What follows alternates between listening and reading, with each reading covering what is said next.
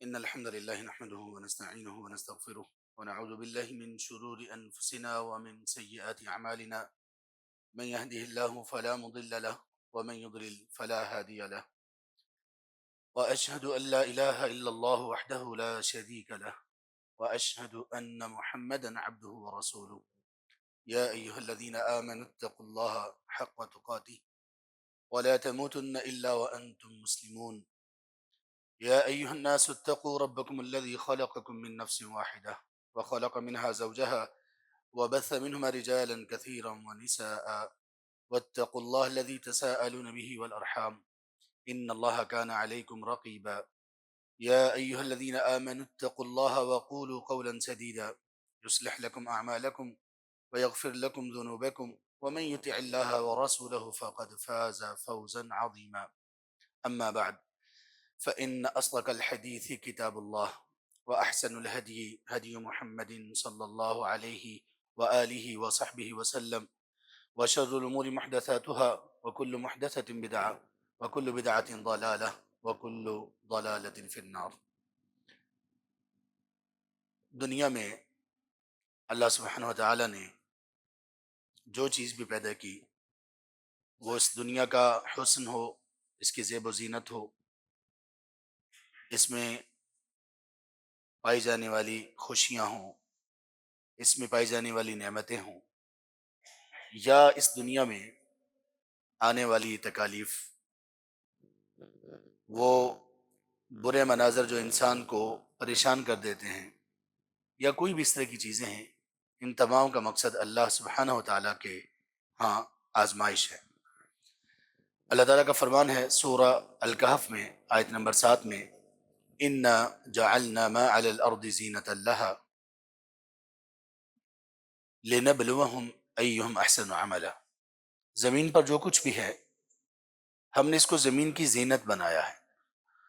زمین کی زینت پہاڑ ہیں، زمین کی خوبصورتی باغات ہیں، زمین کی خوبصورتی جنگلات ہیں، نہریں ہیں، آبشاریں ہیں، جھرنے ہیں، دریا ہیں، سمندر ہیں، یہ خوبصورتی ہیں۔ اور اسی طرح سے انسان زمین کی ایک خوبصورتی ہے۔ اِنَّا جَعَلْنَا مَا عَلَى الْأَرْضِ، جو کچھ بھی زمین پر ہے، جو اللہ سبحانہ وتعالیٰ نے بنایا ہے، اللہ تبارک وتعالیٰ کی جو پروڈکٹ ہے، وہ زمین کی زینت ہے۔ لیکن کیوں بنایا؟ لِنَبْلُوَهُمْ أَيُّهُمْ أَحْسَنُ عَمَلًا، تاکہ ہم لوگوں کو اس بات میں آزمائیں کہ لوگ اس خوبصورتی کو پا لینے کے بعد زمین اور زمین کی آسائشیں، زمین کے سلسلے میں اللہ سبحانہ وتعالیٰ کی نعمتیں، اس کی نوازشیں، اس کی کرم فرمائیاں، اس کے پانے کے بعد کون شخص ہے جو سب سے بہترین عمل کرتا ہے۔ شیخ ابن عثیمین رحمہ اللہ نے یہ بات پہلے بھی ذکر کر چکا ہوں، ایک عرصہ تک میں اس آیت کے معنی و مفہوم اور تفسیر میں کچھ سرگرداں رہا کہ اس کا جوڑ کیا بنتا ہے۔ اللہ سبحانہ وتعالیٰ نے فرمایا کہ جو کچھ بھی زمین پر ہم نے بنایا وہ اس زمین کی خوبصورتی ہے۔ ایک یہ چیز ہے کہ زمین پر اللہ نے جو خوبصورتی پیدا کی، اس کا تعلق اس سے کیوں ہے؟ تاکہ ہم لوگوں کو آزمائیں کہ تم میں سے کون بہترین اور سب سے اچھا عمل کرتا ہے۔ ایک وقت تک میں اس میں ریسرچ کرتا رہا، مختلف تفاسیر بھی پڑھی، یہاں تک کہ ایک تفسیر جناب ہمارے شیخ، ہمارے مرشد، بہت بڑے عالم دین، اگرچہ ہم نے ڈائریکٹ ان سے کچھ نہیں پڑھا، لیکن کم از کم میں اپنی بات کرتا ہوں، اللہ سبحانہ وتعالیٰ نے ہمیں ان سے، ان کی کتب سے، ان کے مختلف ریکارڈنگ سے بہت فیض بخشا، خاص طور پر تفسیر میں، اور وہ ہیں فضیلت الشیخ محمد بن صالح العثیمین رحمہ اللہ۔ بہت بڑے فقیہ تھے، بہت بڑے محدث اور مفسر تھے، بہت بڑے اصولی تھے، فوت ہو چکے ہیں تقریباً 2000 کے شروع میں یا 1999 میں، اس کے قریب۔ انہوں نے اس آیت کی تفسیر یہ کی کہ اللہ سبحانہ وتعالیٰ نے زمین کی خوبصورتی کو آزمائش کے ساتھ اس لیے کنیکٹ کیا، ان دونوں میں کنیکشن یہ ہے کہ اللہ سبحانہ وتعالیٰ یہ آزمائش کرنا چاہتے ہیں کہ کون ہے جو اس زمین کی خوبصورتی میں کھو جاتا ہے، اور کون ہے جو اس زمین کی خوبصورتی کے خالق کے ساتھ اپنا کنیکشن ڈیولپ کرتا ہے۔ یہ آزمائش ہے، اور کیا بہترین تفسیر ہے۔ اللہ سبحانہ و تعالیٰ نے دنیا میں انسانوں کی نسبت سے بہت ساری چیزیں ایسی رکھی ہیں جو کہ تکلیف دہ ہیں، جو انسانوں کو برداشت کرنا ہوتی ہیں، جو انسانوں کے لیے ناخوشگوار ہوتی ہیں، جس کو کہتے ہیں شر، جس کو کہتے ہیں شر۔ وہ ایک شر یہ ہے کہ انسان کو کوئی ایسی چیز تکلیف پہنچے جس کا انجام انسان کے لیے شر ہو، اور کچھ ایسی تکالیف ہیں کہ جب انسان کو وہ پہنچتی ہیں، ہوتی تو ایک اعتبار سے وہ شر ہے، لیکن اس شر کے بعد انسان کو خیر ملتی ہے۔ جیسے ہم پر آنے والی آزمائشیں تقدیر کے واسطے سے اور اللہ سبحانہ و تعالیٰ کی تقدیر کے سلسلے میں ہمیں جو بھی مشکل پہنچتی ہے، جو بھی شر پہنچتی ہے، کوئی حادثہ ہو، کوئی چوٹ ہو، کوئی انسان کا اپنا دنیا سے چلا جائے، کوئی نقصان ہو جائے، تو ان سب کے سلسلے میں جب ہمارا رویہ اللہ سبحانہ و تعالیٰ کے ساتھ صبر کا ہوتا ہے تو یہ شر انسان کے لیے خیر محض بن جاتی ہے، یہ شر انسان کے لیے خیر محض بن جاتی ہے۔ تو دونوں چیزوں میں ہی آزمائش ہے۔ کسی شخص سے، کسی صاحب علم سے ایک آدمی نے سوال کیا کہ اللہ سبحانہ و تعالیٰ نے جب خنزیر کو حرام قرار دیا تو اس کو پیدا ہی کیوں کیا؟ جب خنزیر کو حرام قرار دے دیا گیا تو اس کو پیدا ہی کیوں کیا؟ ان کا جواب یہ تھا، پیدا اس لیے کیا تاکہ تم اسے نہ کھاؤ، پیدا اس لیے کیا تاکہ تمہارا پتہ چلے کہ یہ چیز اس سے منع کیا گیا تھا، تم رکے ہو یا نہیں رکے ہو۔ آج کا ہمارا جو موضوع ہے، جو پچھلے کچھ ماہ سے ہمارے خطبات چل رہے ہیں، سبحان اللہ، پچھلے ہفتے آپ لوگوں سب لوگوں نے دیکھا، یہ جو ہفتہ گزرا ہے اس میں ایک ڈیبیٹ ہوئی دنیا میں، جو سب سے زیادہ دیکھی گئی ان 10 دنوں میں، سب سے زیادہ جو ویڈیو دیکھی گئی، جس پر باتیں ہوئیں اور ابھی تک ہو رہی ہیں، وہ انڈیا میں ایک عالم دین، ایک مفتی صاحب، شامل شمائل جن کا نام ہے، ان کی جاوید اختر سے جو ڈیبیٹ ہوئی، بہت اس کا چرچا ہے۔ میں نے جب اس ڈیبیٹ کا پوسٹر دیکھا کچھ عرصہ پہلے، کوئی 10-15 دن پہلے، تو میں سمجھا کہ شاید کوئی ویسے ہی کسی نے اے آئی سے بنایا ہے، تو یہ ڈیبیٹ کہاں ہونے والی ہے، جاوید اختر نے کہاں ڈیبیٹ کرنی ہے۔ لیکن پھر وہ جیسے جیسے چیزیں سامنے آتی گئیں تو یقین آ گیا کہ واقعی ہی ڈیبیٹ ہو رہی ہے۔ پھر ذہن میں یہ تھا کہ ڈیبیٹ کرنے والے جو دوسرے مسلمانوں کی طرف سے ہیں، وہ کچھ تھوڑے سے، اس کو بند کرو، پھر کیوں آواز آ رہی ہے، جو مسلمانوں کی طرف سے ہیں وہ غیر معروف ہیں، کوئی اتنا معروف نہیں ہے نہیں عام طور پر، لیکن اگرچہ وہ اس سے پہلے بھی معروف تھے، تو ذہن میں یہ آ رہا تھا کہ پتہ نہیں یہ جوڑ ٹھیک رہے گا یا نہیں رہے گا۔ تو بہت سارے لوگوں کی طرح،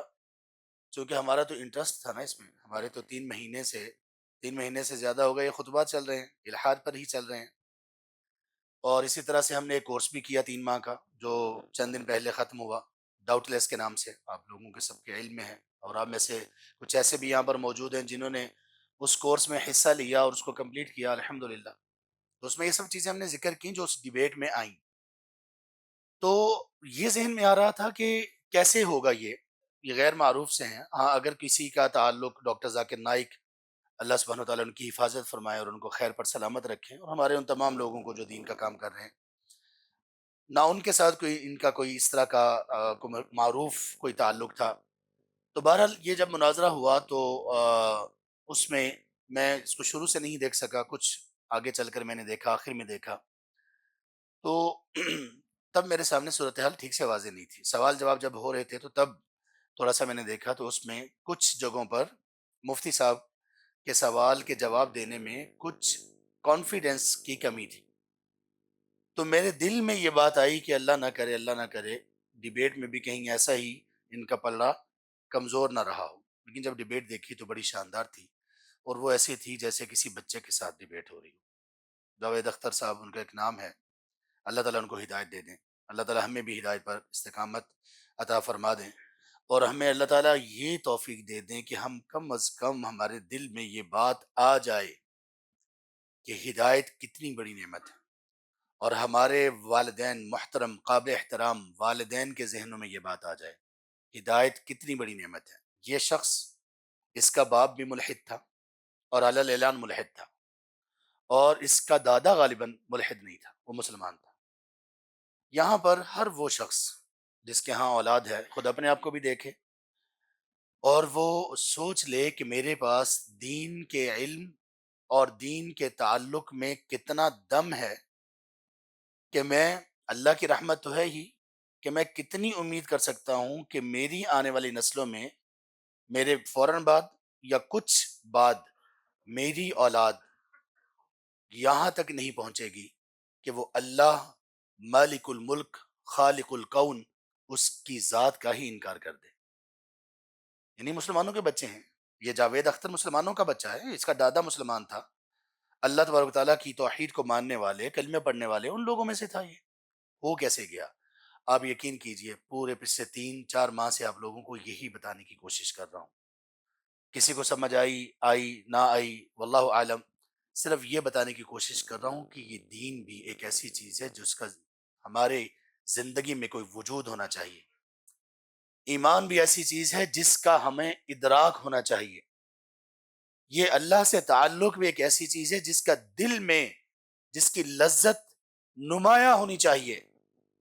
یہ اسلام، اس سے تعلق ہمارا اس بات کا متقاضی اور ڈیمانڈ کرتا ہے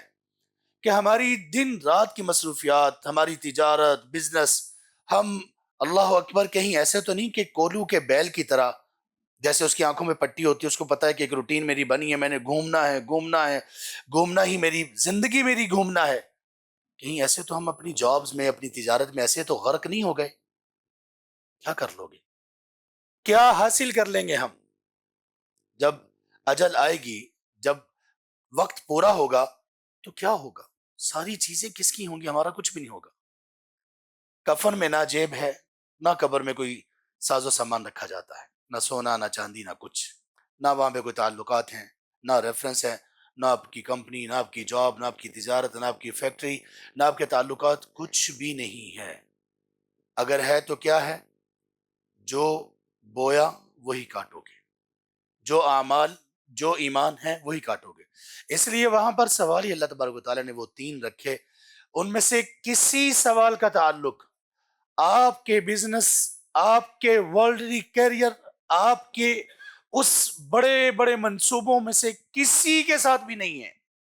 آپ کا گھر کہاں پر ہے، کہاں پر ہونا چاہیے تھا، آپ کو کس کی وراثت ملی، کتنی ملی، آپ کے پاس مال و دولت کتنا ہے، آپ کے کتنے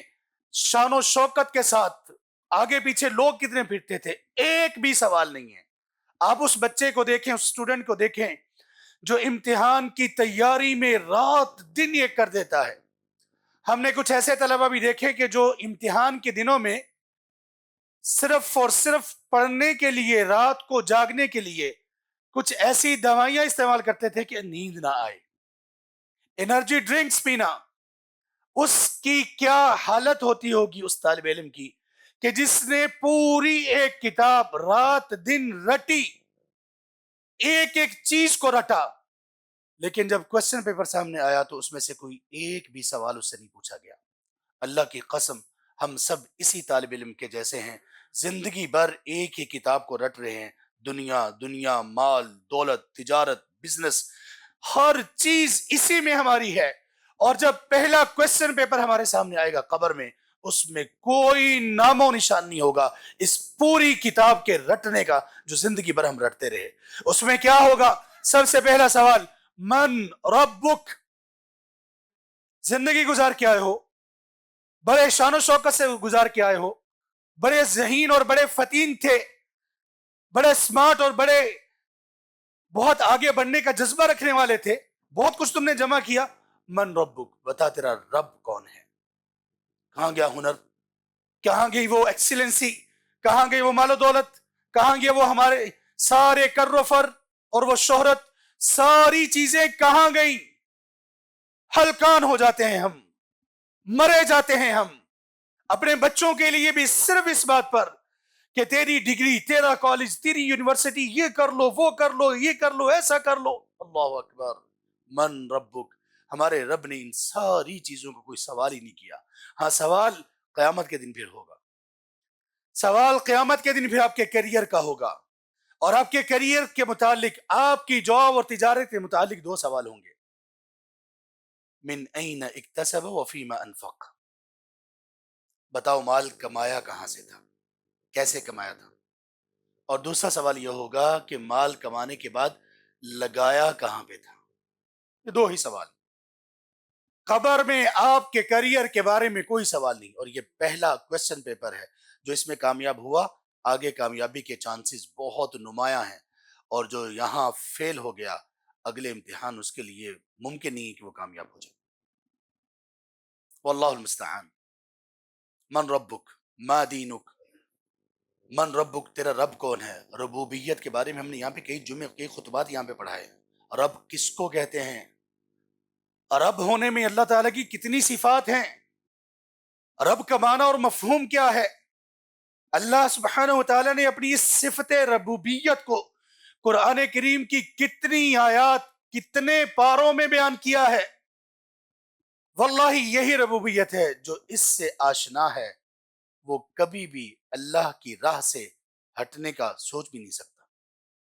جس کے دل میں اس کی آشنائی آ گئی،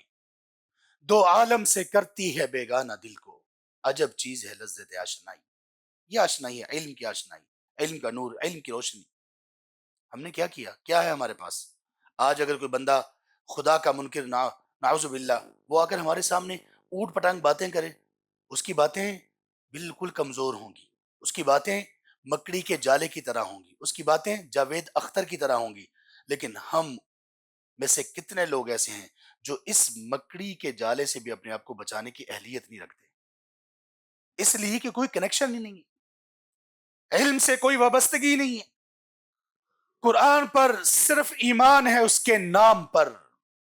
قرآن پر ایمان تو اس کے احکامات پر ایمان تھا، اس کی تعلیمات پر ایمان تھا، اس کے معجزات پر ایمان تھا،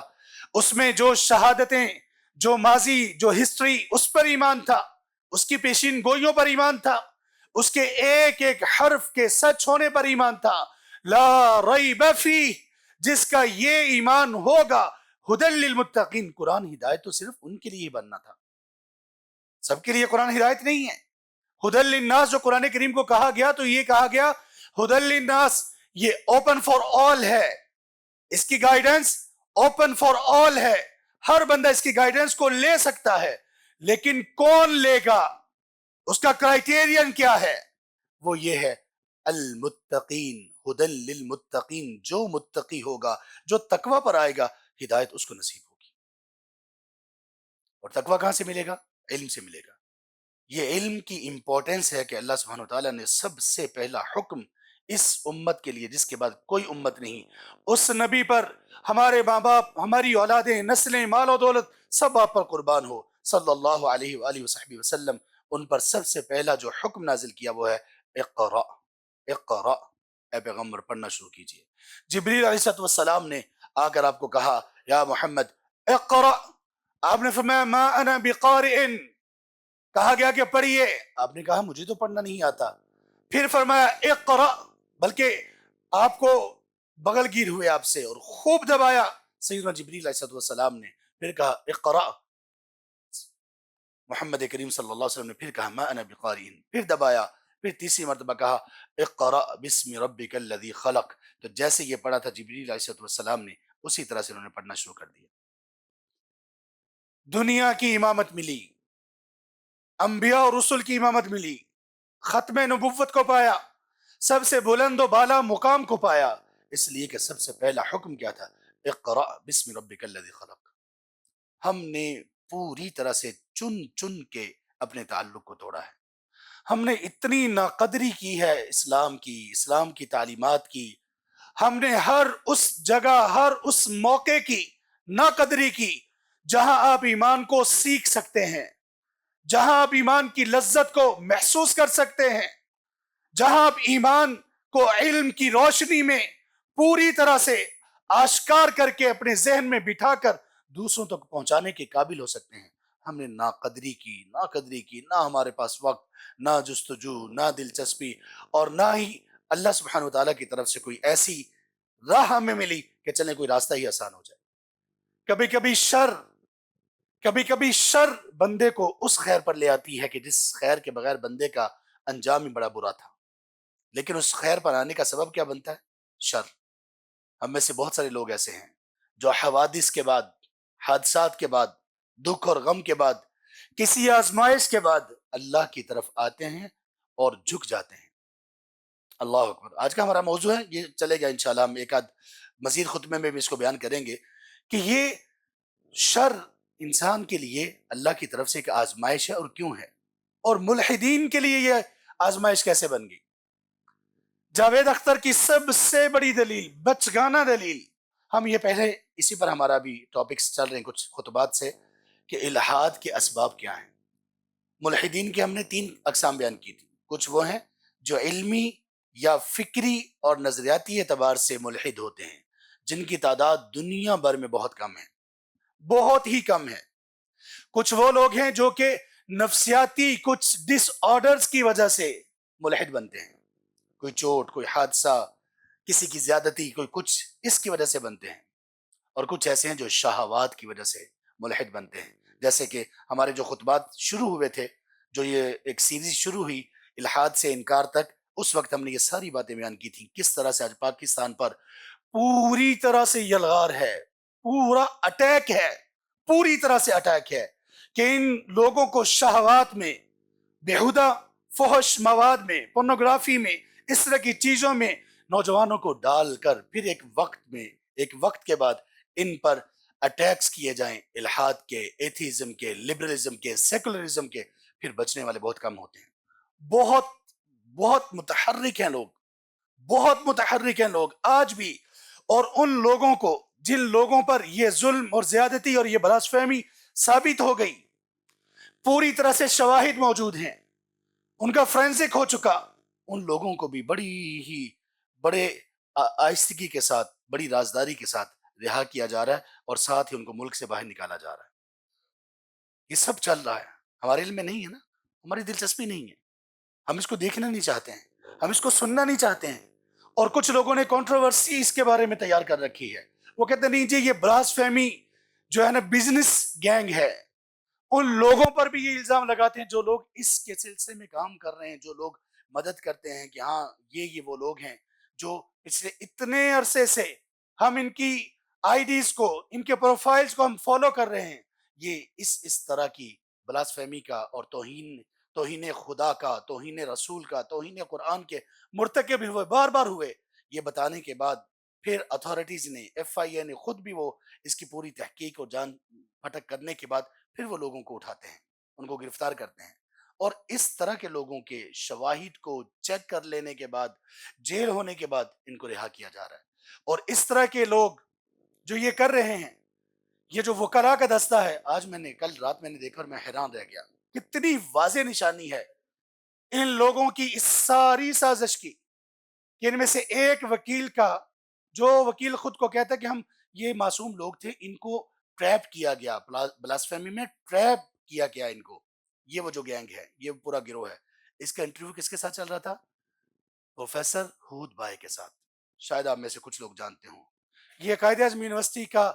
علل اعلان ملحد پروفیسر ہے، علل اعلان۔ کیا تعلق ہے اس وکیل کے ساتھ اور اس پروفیسر کے ساتھ؟ ان دونوں کا کیا تعلق ہے؟ کہاں کا انٹرویو، کس کے ساتھ؟ اس کا تو یہ سلسلہ ہی نہیں ہے۔ بلاسفیمی کے کیس میں جو پیروی کرنے والے وکلا ہیں، اس کا تعلق ہود بھائی کے ساتھ کیسے ہے، جو اسلام کی ایک ایک چیز کو، ایک ایک بات کو، قرآن کریم کو، اس کے دلائل معجزات کو، جس نے یہ قسم اٹھا رکھی ہے کہ اپنے بچوں کے سامنے، یعنی اسٹوڈنٹس کے سامنے، اس کو بالکل ڈاؤن اور نیچے سے نیچے لے کر آنا ہے، اس کی وہ جو حقانیت ہے اس کو ڈاؤٹ فل کرنا، اس کی پوری زندگی اس پر گزری ہے۔ ہم بڑے شوق سے بچوں کو بھیجتے ہیں نا، یونیورسٹیوں میں جائیں، ان کو پوری طرح سے پریپیئر کر کے بھیجیں، کہ وہاں پہ اس طرح کے جتنے بھی لوگ ہیں، وہ ٹیچرز میں ہوں، وہ عام لوگوں میں ہوں، وہ اسٹوڈنٹس میں ہوں، اس کے مقابلے کے لیے کھڑے ہوں۔ یہ سب چل رہا ہے میرے بھائیوں، اور واللہ اللہ سبحانہ وتعالیٰ نے دین کا کام تو یہ لینا ہے۔ دیکھیں کس کے نصیب میں یہ بات آتی ہے، یہ اعزاز کس کو ملتا ہے۔ ممکن ہے اللہ ایسے لوگوں سے کام لے، ایسے معمولی لوگوں کی گھروں سے وہ ان کی اولادیں، نسلیں اللہ تعالیٰ قبول کر لیں، کہ جو کل اللہ نے جن کے بارے میں فیصلہ کر لیا ہوا ہے کہ یہ لوگ ہیں دنیا میں ایمان کو پھیلانے، ایمان کو منوانے، ایمان کو ثابت کرنے، اور دین کے اس جگہ تر پھیلاؤ کا سبب بنیں گے کہ جہاں تک آج تک دین نہیں پہنچا، یا ان لوگوں کی ہدایت کا باعث بنیں گے جن کی ہدایت کا باعث اللہ تعالیٰ نے ان کے سوا کسی کو نہیں بنا رکھا۔ اللہ تعالیٰ کا کام ہے، اللہ تعالیٰ لیں گے۔ اگر ہم اسی ڈگر پر رہے اور اگر ہم علم سے اتنا ہی دور رہے اور اسی طرح سے رہے تو پھر یاد رکھیں انجام آپ کی زندگی میں نہ ہوا، اللہ نہ کرے، اللہ نہ کرے، کسی بندے کی زندگی میں نہ ہوا، اس کی اگلی نسل میں یا اس سے اگلی نسل میں انجام یہی ہونے والا ہے کہ بچے سیکولر ہوں گے، لبرلز ہوں گے اور آخر میں ایتھیسٹ ہوں گے۔ اس کے علاوہ کوئی دوسری چیز نہیں ہے۔ آپ دعوت دو لوگوں کو حق کی، ورنہ باطل کی دعوت آپ تک پہنچ جائے گی۔ آپ لوگوں کو خیر کی طرف بلاؤ، نہیں بلاؤ گے، شر آپ کی طرف پورے جوش و خروش کے ساتھ اور پوری طرح سے آپ کے اوپر چھا جائے گی، اور آپ کو پتہ بھی نہیں چلے گا۔ آپ اپنے کاروبار میں بالکل مگن ہوں گے، راتیں آپ کے دن سارے اسی میں لگے ہوں گے، میں نے اب یہ تیار کرنا ہے، میں نے اب یہ کام کرنا ہے، میرا یہ مشن، میرا یہ پروجیکٹ، میری یہ تجارت، یہ بزنس، یہ جاب، یہ والا گول، اسی میں لگے ہوں گے۔ پتہ یہ چلے گا کہ ہم تو ایمان سے بہت دور آ گئے ہیں۔ اس پر بھی ہمارے کچھ خطبات، اس پہ بھی یہاں پہ آپ کے لوگوں کے سامنے یہ باتیں ہو چکی ہیں۔ آپ صلی اللہ علیہ وسلم کی وہ حدیث جو ہم نے 2 یا 3 خطبات میں بیان کی، جس میں آپ نے یہ کہا تھا ایک وقت آئے گا، اور اس سے پہلے آپ نے نصیحت کی، بادروا بالاعمال فتنا، تم لوگ فتنے آنے سے پہلے عمل میں اپنے آپ کو پوری طرح سے انوالو کر لو، عمل میں لگ جاؤ، اور یہ عمل علم کی بنیاد پر ہوتا ہے۔ آپ نے فرمایا اس سے پہلے کہ وہ فتنے اتنے سیاہ، اتنے تاریک، اتنے ڈارک ہوں گے، اتنے خطرناک ہوں گے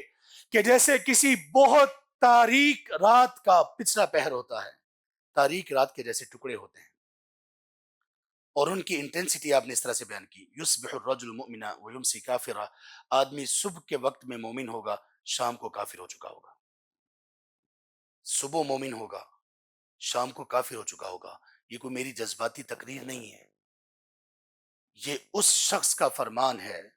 کہ جس کی صفت اللہ نے یہ بیان کی قرآن کریم میں سورہ نجم میں آیت 3 میں، وَمَا يَنطِقُ عَنِ الْهَوَىٰ، جو اپنی خواہشات نفس سے نہیں بولتے، ان هُوَ إِلَّا وَحْيٌ يُوحَىٰ، ان پر وحی کی جاتی ہے تو وحی کو پہنچاتے ہیں۔ یہ وحی کے الفاظ ہیں،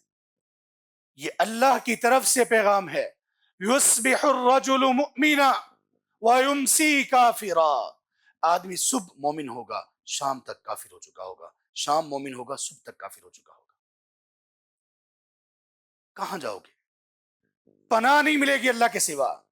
رات سونے سے پہلے اللہ کے رسول صلی اللہ علیہ وآلہ وصحبہ وسلم نے ہمیں جو اذکار سکھائے، ہماری جو تربیت کی، یہ جو اذکار ہیں جن کو ہم نے صرف الفاظ کے طور پر لے رکھا ہے، نہ معنی کا پتہ، نہ مفہوم کا پتہ، نہ لذت، کچھ بھی نہیں ہے۔ ان میں سے ایک ذکر، ایک دعا جو بستر پر لیٹتے ہوئے سونے سے پہلے پڑھنے کے لیے سکھائی گئی، اس کا ایک لفظ یہ ہے، اللہم لا ملجا ولا منجا منک الا الیک، اے اللہ تیرے سوا نہ کوئی پناہ گاہ ہے، نہ کوئی کسی جگہ پہ نجات مل سکتی، نہ جہاں میں کہیں کی اما ملی، جو اما ملی تو کہاں ملی، یہ ایک ہی در ہے، یہ صرف ایک اللہ کا در ہے۔ اس کے علاوہ جتنا مرضی جاتے رہو، رزق جو اللہ نے آپ کے لیے لکھا ہے وہ آپ کو مل کر رہے گا، جتنا مرضی ہلکان ہو جاؤ۔ محنت ضروری ہے، حلال کمانا ضروری ہے، لیکن یاد رکھیں رزق اتنا ہی ملے گا جتنا لکھ دیا گیا۔ عمل کے لیے جستجو کرنا ہوگی، عمل کے لیے زیادہ جستجو آپ کو درکار ہے۔ اللہ اکبر۔ اللہ کے رسول صلی اللہ علیہ وسلم کی یہ جو ساری باتیں ہیں، اس امت کی بنیادیں ہیں اقرأ بسم ربک الذی خلق پر، اور پھر اس امت کی پوری تعمیر علم پر ہے، علم پر، شہادات پر، معجزات پر، آیات پر، بینات پر، الفرقان پر، الحق پر، لیحق اللہ الحق بکلماتہ، اللہ تبارک و تعالیٰ لازمی اپنے کلمات، اپنی باتوں کو حق ثابت کر کے دکھائیں گے۔ سنریہم آیاتنا فی الآفاق وفی انفسہم حتی یتبین لہم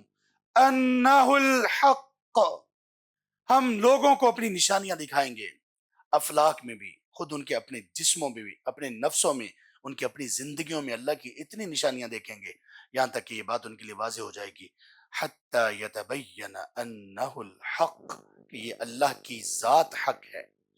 اللہ کی بات حق ہے، اللہ کی کتاب حق ہے، اللہ سبحانہ و تعالیٰ کا یہ نظام کائنات حق ہے، اسلام حق ہے، رسول حق ہے، آخرت حق ہے، جہنم حق ہے، جنت حق ہے، میزان، حساب، پل صراط سب حق ہے۔ اور آپ صلی اللہ علیہ وسلم ایک دعا میں یہ کہا کرتے تھے، اللہم انک حق وقولک حق، یہ ساری باتیں، وجنتک حق ونارک حق،